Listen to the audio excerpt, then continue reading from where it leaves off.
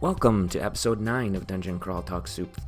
In this episode, I talk with my friend Chad about all things cyberpunk. Movies, books, comic books, music, everything. And no fear hiatus this episode. Enjoy. In case this is your first time watching Dungeon Crawl Talk Soup, my show is one part podcast with my friends, one part perilous permadeath gaming challenge. Mostly I chat with my friends about a topic they love, but rarely get the chance to talk about at length, but at the same time, I'm trying to get my first win at Dungeon Crawl Stone Soup. The catch is, if my character dies, the episode ends. Hope you enjoy the show. So, if you're a fan of DCSS and want to learn more about that, go to some other person's stream. That's not this stream. We're not learning how to play new things, because we're a minotaur, we're a fighter. The talismans make you transform into other stuff. I'm guessing this one transforms you into a blade. I just picked it up. Let's look at it for a second. Jagged cluster blades, almost impossible to grasp without injury, causes long, needle-thin blades to grow from the user's hands and smaller fragments of metal to grow inside their body, deforming them and reducing the effectiveness of body armor. Shapeshifting skill mitigates and eventually eliminates the latter effect, as well as increasing damage dealt. Well, I'm kind of interested in this now. Yeah, I think this looks interesting. HP would be very, very low because we have bad shape-shifting skill. I don't want this. It's not good enough. 23 damage is not enough. No. So we're not going to do this. We're just going to drop this. Okay. But yeah, because we're a minotaur and we fight things, we punch it. Yeah. We hit it with axes. Punch your problems. Yes, punch the problems away. Yeah. Okay, here's where we need to do this important thing. Oh gosh, we need to do this important thing right now. Although this guy's not that dangerous. I've ran into this guy before in the lair, and I'm usually he's double red, but in this moment he's just regular dangerous. He still can be a big trouble. I'm not gonna fuck around. But now we immediately need to transition into one of the things you said you wanted to bring up with me, which is, and you brought it up a little bit earlier, Metal Gear Solid and its like ownership over this, its existence inside of this universe of cyberpunk stuff. Yeah, absolutely. Yeah. Yep, of course. So I think we'll rewind the tape again to the 90s and talk about Hideo Kojima before we talk about Metal Gear Solid. So okay. Hideo Kojima, like one of the bigger video game figures, made Metal Gear Solid, most recently Death Stranding, but started out in the 80s with Metal Gear, the original, which was on the Famicom, which is a Japanese console, and did not come out. It came out on Nintendo as well. But all of his games, like throughout history, have had these like seeds of references to pop culture and things like that. And you'll see like recurring themes in his video games that nod back to cyberpunk. And I think one of his most notable games that digs into this is a game called Snatcher. I don't know that game at all. Oh yeah, Snatcher. So Snatcher is like a point and click like narrative story thing. It had some light gameplay elements in it as well. And I would definitely recommend like go on YouTube and watch a let's play of it because it's really fun. Yes. Yeah, but it's like you play as a detective. You got a little robot sidekick. His name is Metal Gear, which is obviously connected to the other game. And but anyway, so yeah, as the series progressed, like Metal Gear Solid came out, and this was on the PlayStation, and that's where things started to get a little bit more overtly involved with like some cyberpunk themes. Mm-hmm. And I think it's again around like that technology being so pervasive, but that game like dove into cloning, things like that. And the game, like the world just kept getting bigger around this mythos of these characters and how technology has, I guess, enhanced their combat abilities, their prowess on the battlefield. Like and it's silly too. Like there are characters as well who like one guy can control bees using like nanomachines. There's another guy who like has transformed himself into a vampire using nanomachines. Yep.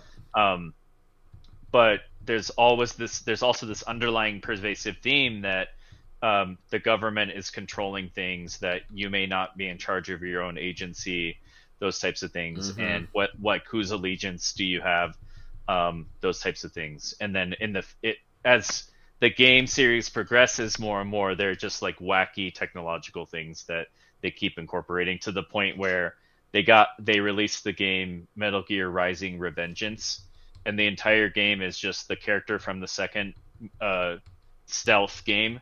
He's full cyborg now with a like katana and like a dog robot sidekick, like going around murdering things and trying to fight other like nano machine guys.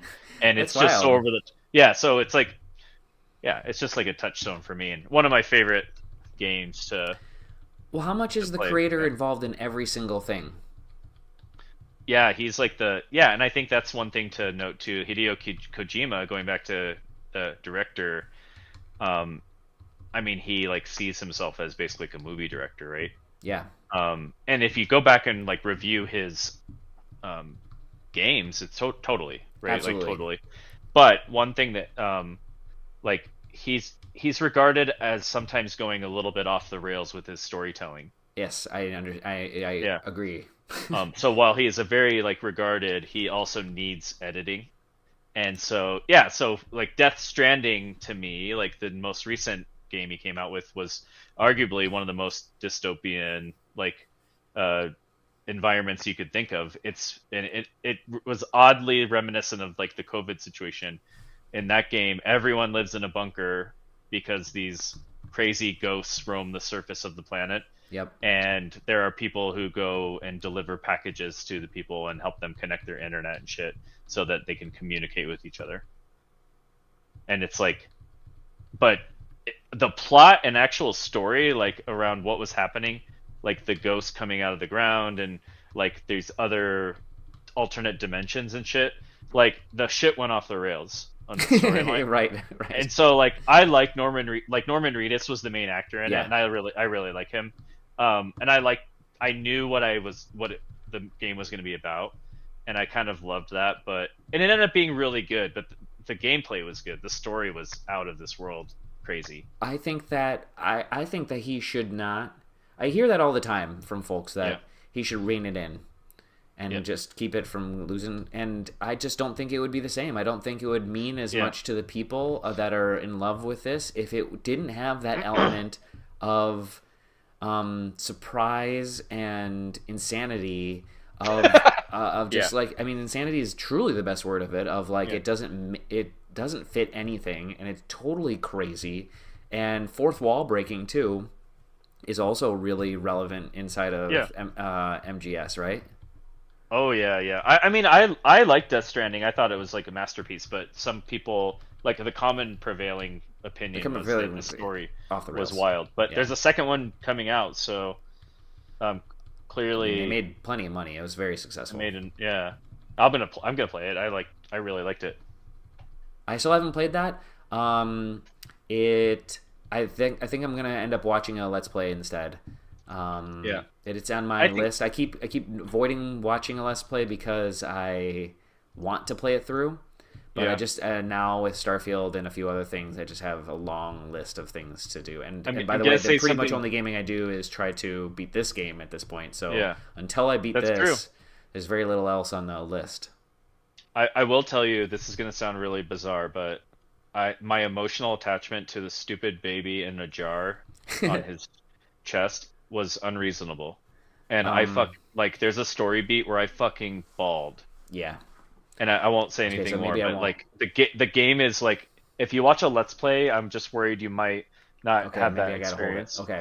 Yeah, but if you I would skip. There's a lot of building and shit like that, resource gathering, stuff like that. So you might want to skip to the story parts. Okay. If you do. Yep.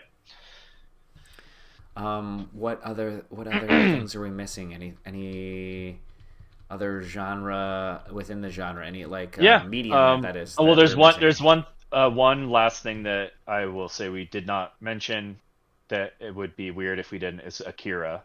Oh, baby. I just watched that recently for Yeah, fun. Nobody even brought it up, but I just was like, I gotta rewatch nice. this. Yeah, and that one Um, is just like that is a cornerstone for a lot of Absolutely. things, like even including my artwork, which I would say is leaning into God that. damn it, that's the thing that we almost didn't even talk about is your art, like, and how it plays Yeah, into not just your art, but the your comic book. I'm not. This yeah, doesn't have to be absolutely. a promo, but like, yeah. I mean, can you tell me a Yeah, little bit about how it's influenced your art and how it's influenced your comic book? Well, come. I mean, like, if we miss you've touched on Akira, so like, yeah, we can yeah, talk about it yeah, more. yeah. But like, Yeah. let's talk about your comic book because I Well, think yeah, that I mean, Akira, a huge influence. I would say like the comic book that I've worked on with my friend Adam, which is called Junie Fringe, is more sci-fi space opera, but very gritty, very in line with like the aesthetic of cyberpunk. I was gonna say the aesthetic that Yeah, you bring to the table as the yeah, artist has a very cyberpunk element. Like all the little gadgets and all the little things like hanging off yeah. the arms and stuff is, and then the you also have a very big Escher influence, right? I love all that stuff. Like, my Or position. Geiger, right?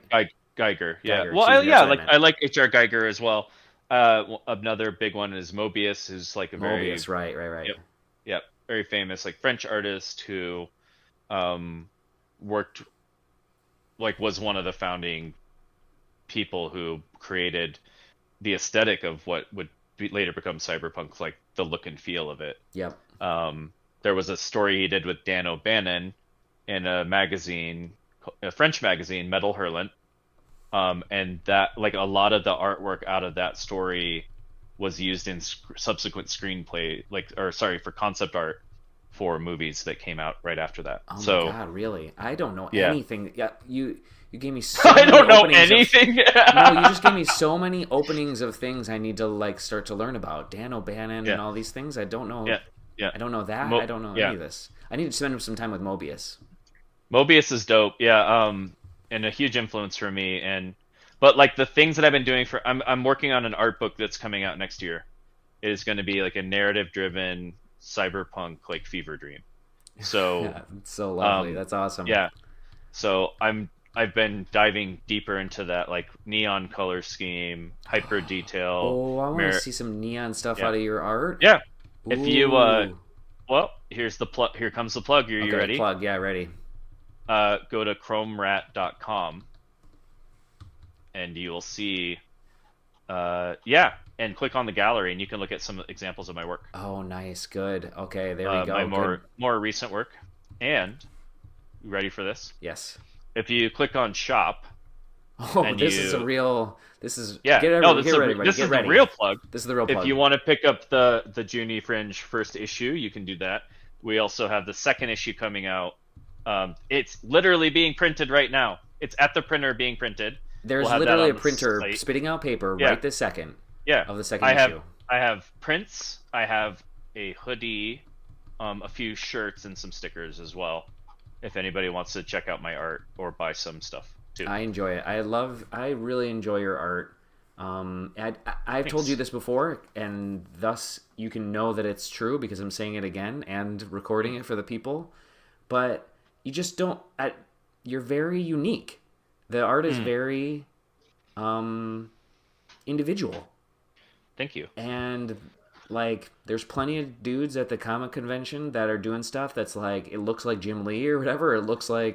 Um it looks like it's trying to be 90s X-Men, Mm, and your stuff just isn't trying to be anything else. I mean, I know that you have influences. They're obviously there, yeah. but it's just not trying to be anything else. Well, thank you. That means a lot to me. And it's always cool when someone comes up to me and says, "I see this in your art," or "I see that in your art." And I'm like, "Oh my God, like that's actually an influence I've had." Yeah. And that's something that excites me, but I'm not trying to do what other people have done because I just do like I do you know what automatic drawing is? No. Okay. So one thing I love to do is just sit down with a pencil and start drawing stuff. Yeah. And I usually end up drawing machinery. Yeah. And for some reason, I really like to think about like, what does this piece on this person's neck do in this fictional universe that I've created? That's And incredible, because I bet there's all sorts of artists that like are just drawing machinery on people's necks and stuff, and they're yeah, just like, this is a thing. It's just like a pocket. Like, yeah, who's the dude from the '90s X-Men and Cable? Rob Liefeld, right? Putting pockets yeah. on everybody, and he doesn't know what's Oh in my. all those pockets. And yeah, I like. Let me be clear. I love a good pouch. Okay, and Yeah, pocket. you do.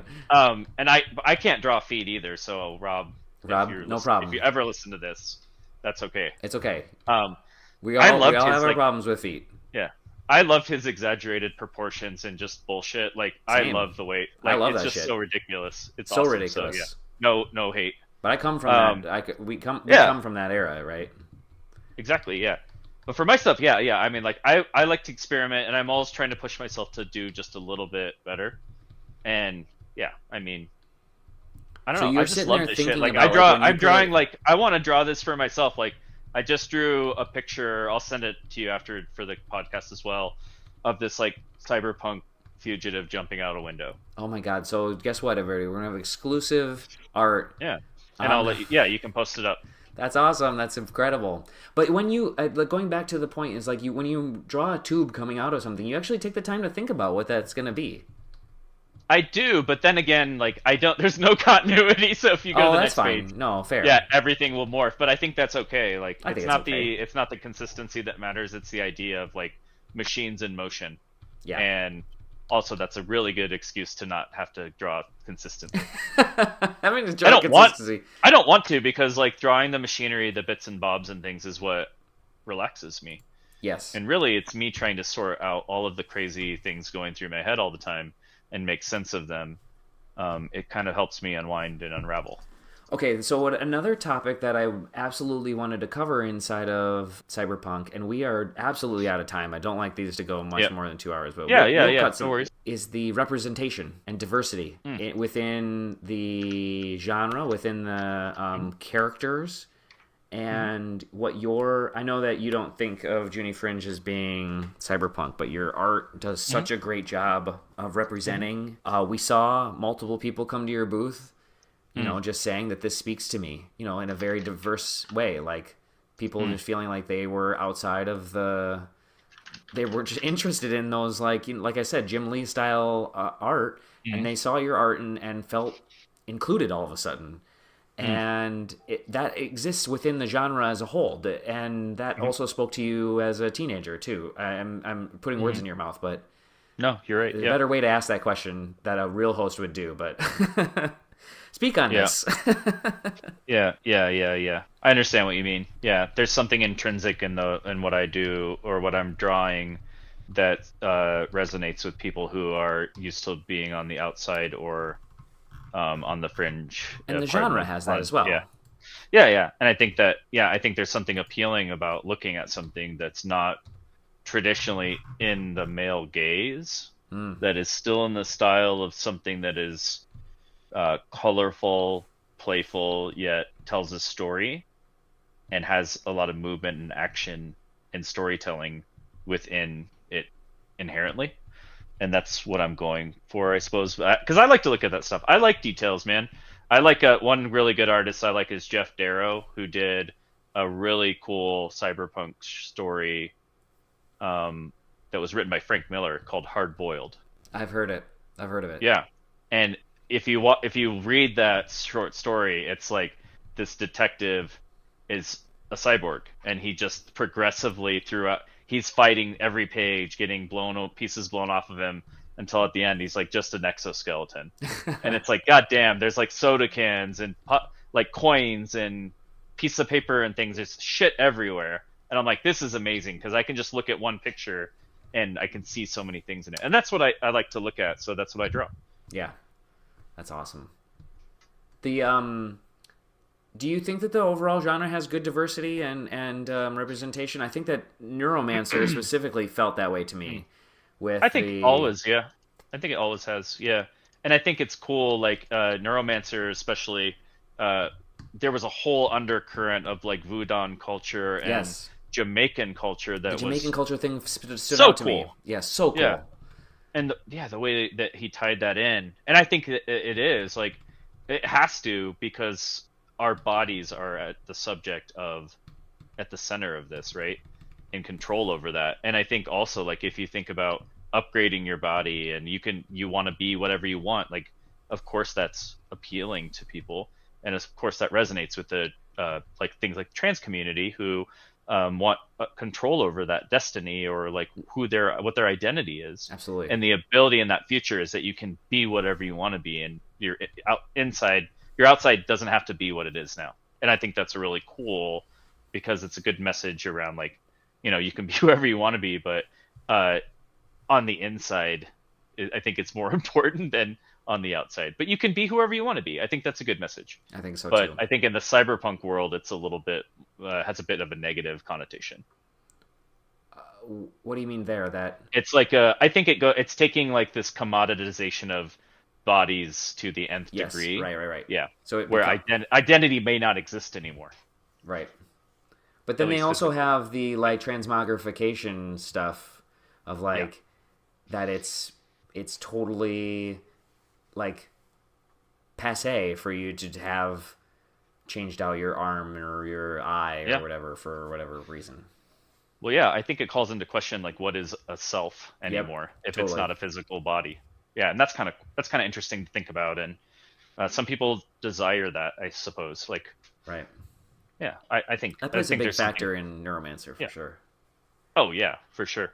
I like that a lot. Yeah. You didn't die. We didn't die. We are looking really sturdy. We finished Layer 3. Yep. We're gonna go to Layer 4, finish that, and then head back up and do some other stuff. We found the entrance to the spider lair and the swamp. Oh, Prince Ribbit's still alive apparently up on D5. So I'll have to go deal with that. Prince Ribbit sounds like a great goal for the next episode. Yeah, so I'll remember that for next episode. Yeah, and if anybody wants to follow along my art, Instagram is @chrome.rat, and then the website is www.chromerat.com. Absolutely, so check it out, please. There. Oh my goodness, yeah. I'm actually really proud to be able to be a place for you to be able to promote, because I don't think that I have. It's kind of fun to have somebody that wants to promote on my show of like 8 people. Yeah, it's fun. Yeah, I just love drawing. You're doing such great work. I think it's I'm really envious of the hard work you've put into it, and impressed by the originality all the time. So I appreciate that, man. Yeah, thanks so much for having me on the show as well. It was a lot of fun, and I'm glad you didn't die. I'm also glad, but I really enjoyed talking about the Cyberpunk this whole time. Yeah, thanks. I have a huge list of things to watch and do now, thanks to this. Yes, I've never actually talked out loud about it, so that's the funny thing. Oh my god, that's great. It's kind of fun to like think about. Oh yeah, I know this. Oh yeah, I know this, and ride the stream of consciousness. So it's cool to have an opportunity to do that, man. Thanks for enabling me. You're welcome. I had a great time. So I'll talk to you soon. Right on, dude. All right. Bye now.